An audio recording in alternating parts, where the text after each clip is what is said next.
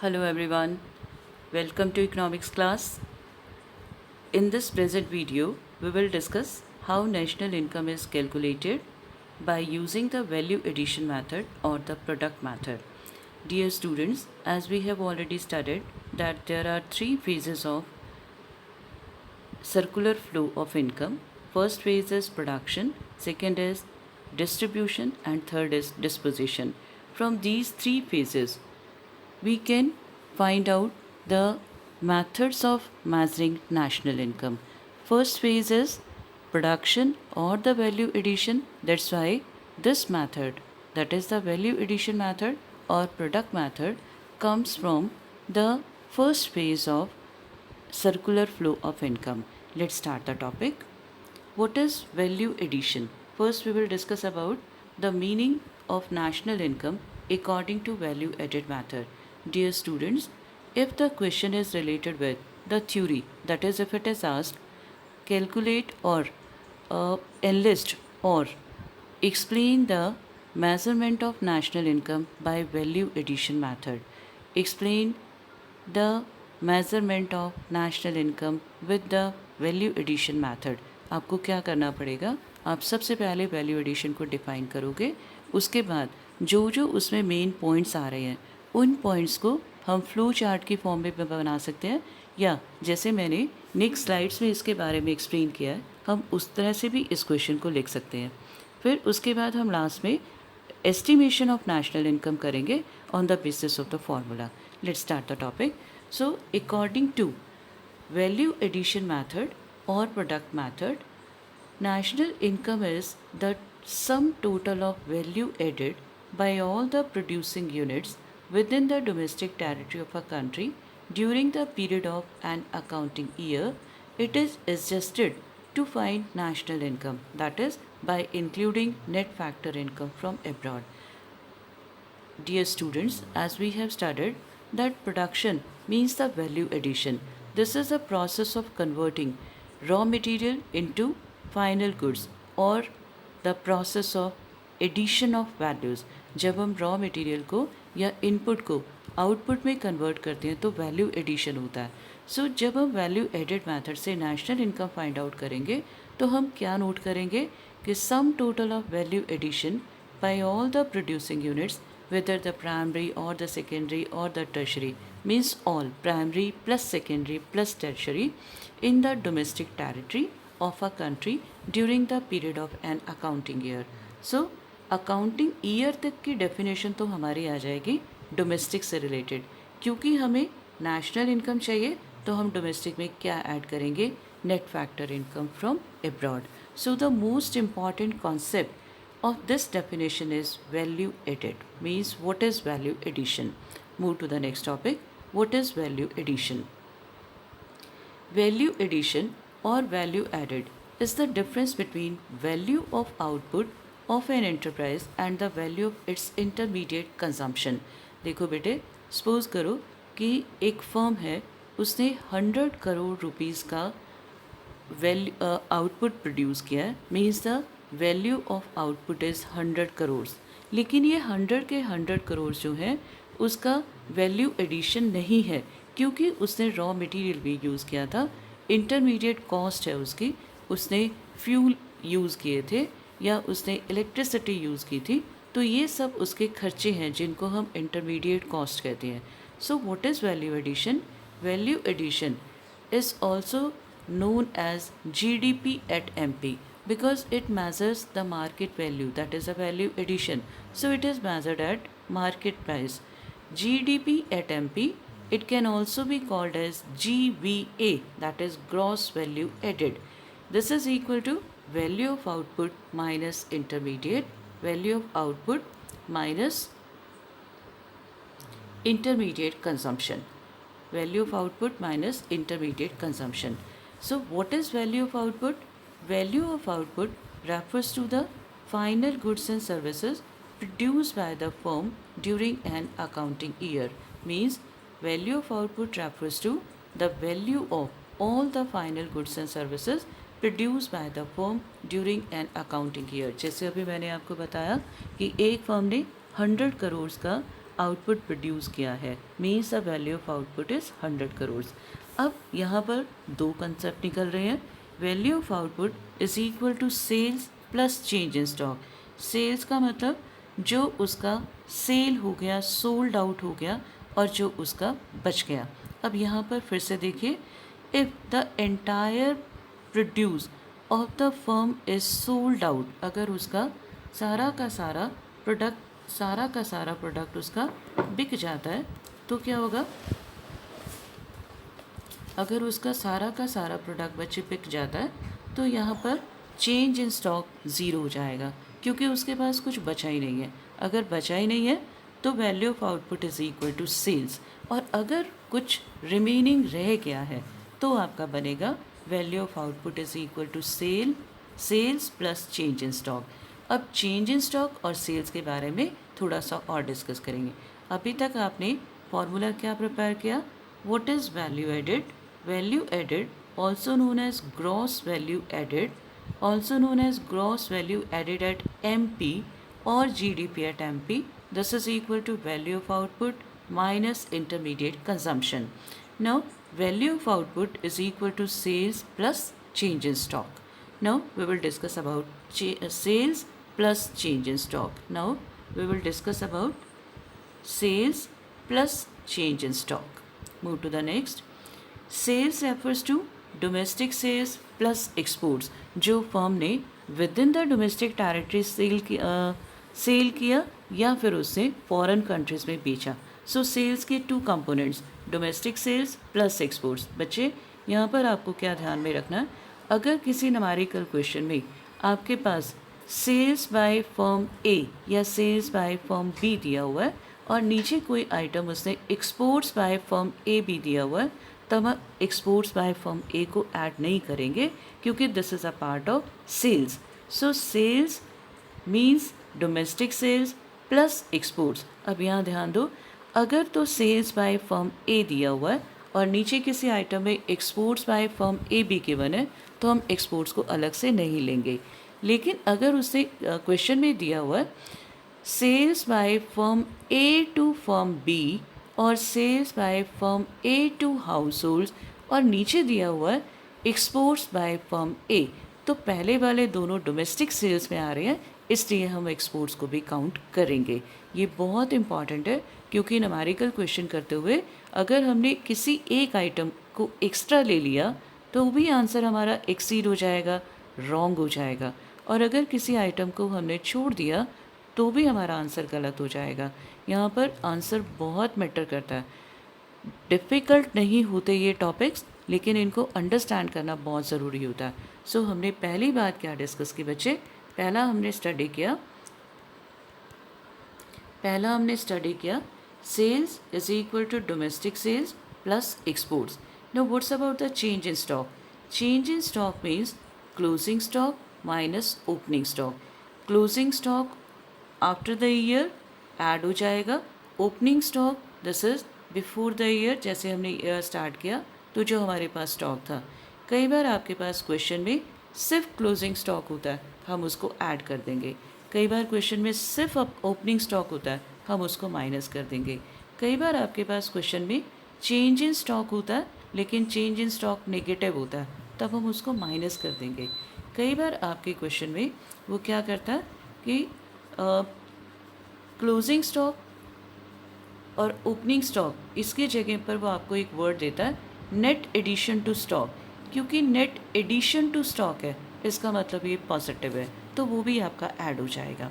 Move to the next, this is the intermediate consumption और intermediate cost. Now you will have to keep in mind the definition or the nature of the items that are included in intermediate consumption.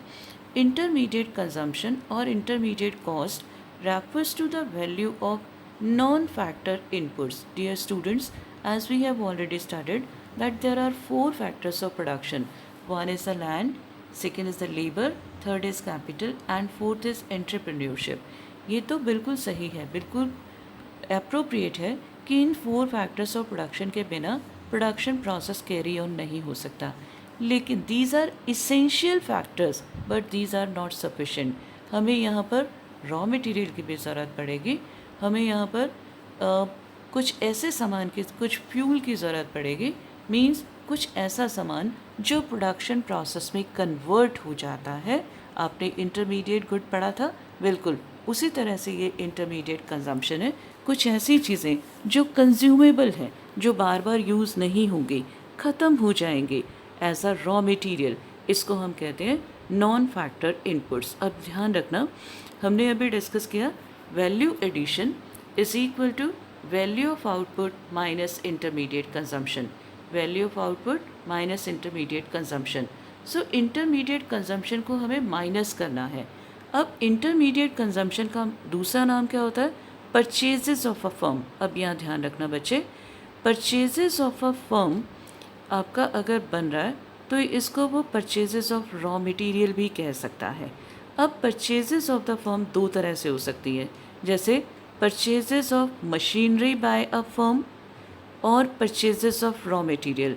तो purchases of raw material intermediate consumption बनेगा, purchases of machinery नहीं बनेगा, क्योंकि purchases of machinery आपका factor input है, क्योंकि ये capital में आ रहा है। तो आपने क्या ध्यान रखना है कि जब हम परचेजेस ऑफ फॉर्म ए करेंगे या इंटरमीडिएट कंजम्पशन करेंगे तो हमें expenditure on non factor inputs लेना है। जैसे अभी मैंने आपको एग्जांपल दिया, सपोज करिए एक क्वेश्चन में उसने परचेज ऑफ मशीनरी भी दिया हुआ है, परचेज ऑफ रॉ मटेरियल भी दिया हुआ है, तो हमारा इंटरमीडिएट कंजम्पशन भी परचेज ऑफ रॉ मटेरियल आएगा, परचेज ऑफ मशीनरी नहीं आएगा। सो इंटरमीडिएट कंजम्पशन के फिर दो पार्ट्स हो गए, one is the domestic purchases plus imports. अब यहाँ एक एग्जांपल दे रही हूँ, सपोज करिए अगर उसमें आपको क्वेश्चन में मिला हुआ है परचेजेस बाय फर्म ए, तो इसका मतलब उसका डोमेस्टिक और एब्रॉड इंटरनेशनल दोनों ही ऐड होकर आ रहे हैं। Purchases bye firm A, it means raw material चाहे उसे with in the domestic territory खरीदा है या आउटसाइड द डोमेस्टिक टेरिटरी खरीदा है, सब पूरा हो जाएगा। लेकिन अगर उसने आपको क्वेश्चन में दिया है purchases of firm A from firm B, इसका मतलब ये उसके डोमेस्टिक परचेजेज हैं, तो यहाँ पर अगर क्वेश्चन में इम्पोर्ट्स भी गिवन है तो आपको लेने पड़ेंगे। जैसे हमने अभी सेल्स वाले टॉपिक में किया था, domestic sales plus exports, exactly intermediate consumption is equal to domestic purchases plus imports. So अगर within the country purchases हैं फर्म की और साथ में इम्पोर्ट्स दिया हुआ है तो फिर हम इम्पोर्ट्स को इंक्लूड करेंगे। क्लियर बेटा? Now what's about the national income? अभी मैंने आपको बताया वैल्यू एडिशन का एग्रीगेट नेम क्या होता है? GDP at MP। So GDP at MP also known as GVA, this is gross value added at MP। बेटा आपने देखा कि वैल्यू एडिशन के साथ ग्रॉस वर्ड नहीं लिखा हुआ, क्योंकि वैल्यू एडिशन अपने आप में ही ग्रॉस होता है। अगर वो यहाँ नेट वैल्यू एडिशन बोल देता तो फिर हम NDP एट MP निकालते। ध्यान रखना, अगर कुछ नहीं दिया हुआ, सिर्फ वैल्यू एडिशन दिया है, इसका मतलब वो आपसे ग्रॉस मांग रहा है। ग्रॉस का मतलब GDP एट MP मांग रहा है। अगर इस क्वेश्चन में वो आपको नेट वैल्यू एडिशन कह देगा तो हम NDP एट MP निकालेंगे। ध्यान रखना, वैल्यू एडिशन मार्केट प्राइस पर होता है। अगर नेट है तो NDP हो जाएगा, ग्रॉस है तो GDP हो जाएगा, और अगर कुछ भी नहीं है सीधा ही वैल्यू एडिशन है तो भी GDP एट MP आ जाएगा। अब GDP एट MP से हमें पहुंचना है नेशनल इनकम में। नेशनल इनकम का एग्रीगेट नेम क्या होता है? NNP at FC। So gross से नेशनल में आना है, माइनस ग्रॉस से नेट में आना है, माइनस डेप्रिसिएशन, फिर डोमेस्टिक से नेशनल में आना है, net factor income from abroad add करेंगे, MP से FC में आना है तो प्लस इनडायरेक्ट टैक्सेस नहीं आएगा बच्चे, यहाँ पर आपका माइनस इनडायरेक्ट टैक्सेस आएगा, यहाँ पर माइनस आ जाएगा। क्लियर बेटा? यहाँ पर आपका माइनस आएगा।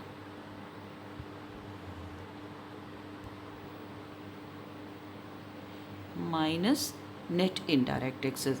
जब हमें FC से MP में आना है तब तो हम प्लस NIT करते हैं, और जब हमें MP से FC में जाना है तब हम माइनस नेट इनडायरेक्ट टैक्सेस करेंगे।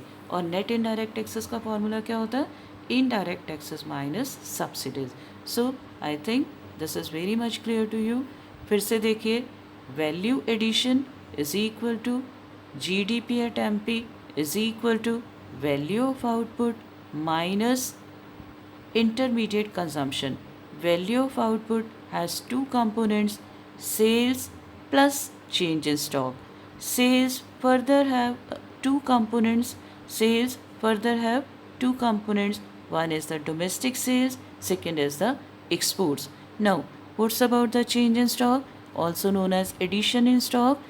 This is the difference between closing stock and opening stock.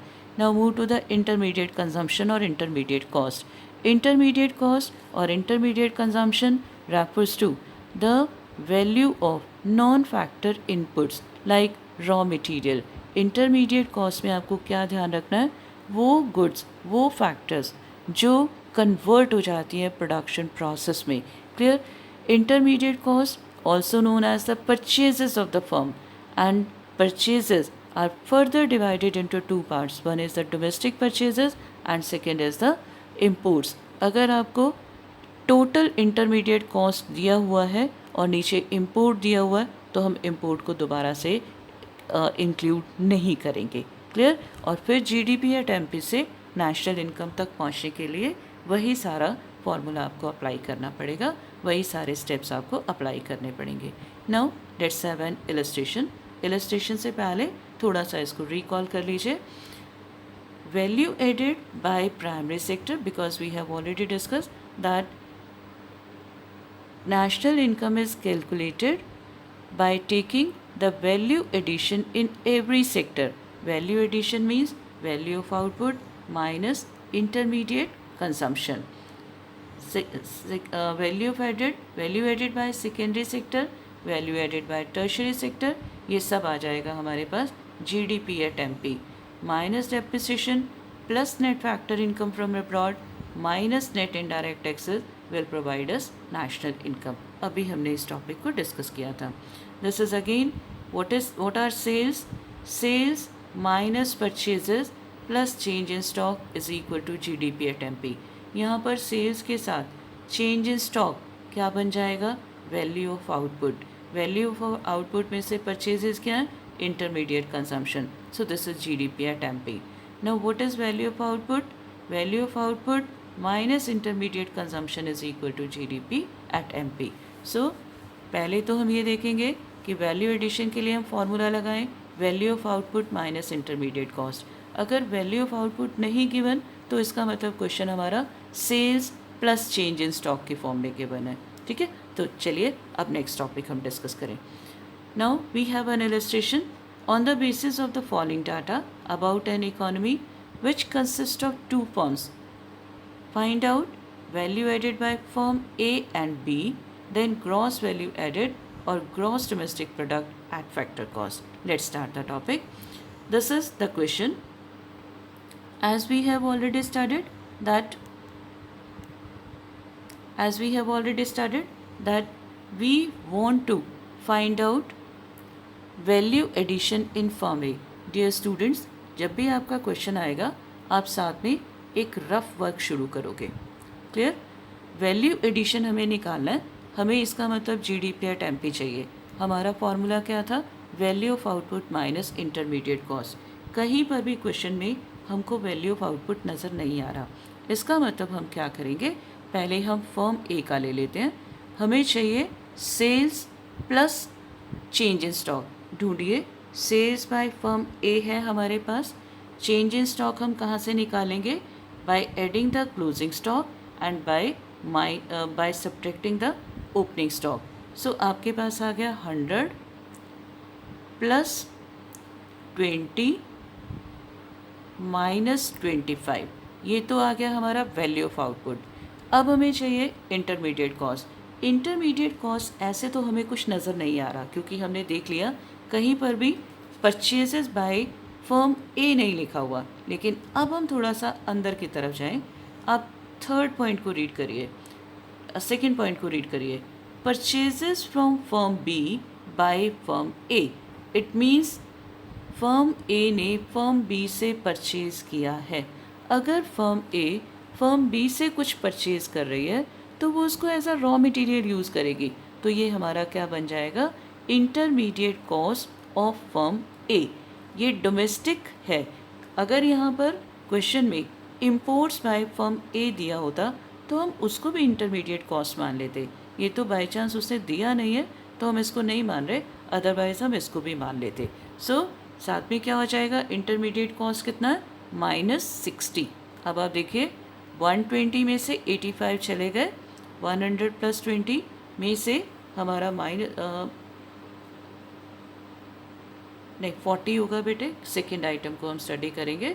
Second item है हमारी, ये 40 आएगा यहाँ। सेकेंड आइटम 40 है हमारा। So 120 - 65, this is 55। So this is value added by firm A, this is sales by firm A minus purchases from firm B plus closing stock minus opening stock. This is 100 - 40 + 20 - 25, this is equal to ₹55 crore. बच्चे आपको ये सभी items के नाम लिखने हैं, कुछ भी वर्बल नहीं करना, सब कुछ आपने लिख कर करना है, क्योंकि इसी के आपको नंबर मिलने हैं। ये 6 नंबर का क्वेश्चन भी आ सकता है, 4 मार्क्स का भी आ सकता है। अगर कोई एक मेथड आएगा तो 4 मार्क्स का आएगा, और अगर 2 मेथड्स आपको एक ही क्वेश्चन में लगाने होंगे तो 6 मार्क्स का आएगा। ठीक है बेटा। So this is by firm A. Similarly firm B के लिए हम क्या करेंगे, sales by firm B, then closing stock of firm B, then opening stock of firm A. ये सब हमारा क्या हो जाएगा, इसमें आ जाएगी एक ये item plus closing minus opening. ठीक है, ये तो बन गया हमारा वैल्यू ऑफ आउटपुट। बीच में से हमें माइनस करने इंटरमीडिएट कॉस्ट। इंटरमीडिएट कॉस्ट के लिए आप थर्ड आइटम पढ़िए, purchases from firm A by firm B. इसका मतलब ये आपका कितना बना, 200 + 35 - 45 - 60. So this will be the value addition in firm B. This will be value addition in firm B. This is 130 crores. This is for firm A. पहले question का answer हो गया। फर्स्ट क्वेश्चन क्या था, find out value added in firm A and firm B. हमने इसको note कर लिया। This is ₹55 crore, ₹130 crore. बच्चे यहाँ ध्यान रखना, जो भी मेजरिंग यूनिट आपको दिया हुआ है वो आपने साथ में ज़रूर लिखना है। अगर आप मेजरिंग यूनिट नहीं लिखोगे आपका 1 नंबर डिडक्ट हो जाएगा। सो बी केयरफुल। ये आपका यहाँ पर लिखा हुआ बच्चे करोड़्स, आपका यहाँ पर करोड़्स लिखा हुआ था, तो ये आपका मेजरिंग यूनिट है, और यही मेजरिंग यूनिट हमने यहाँ लिख दिया। ये आपका फर्स्ट पॉइंट हो गया। फर्स्ट पॉइंट क्या था, value added by firm A and B. अब वो क्या कह रहा है, ग्रॉस वैल्यू एडेड, मतलब दोनों फर्म्स का ग्रॉस वैल्यू एडेड और gross domestic product at factor cost.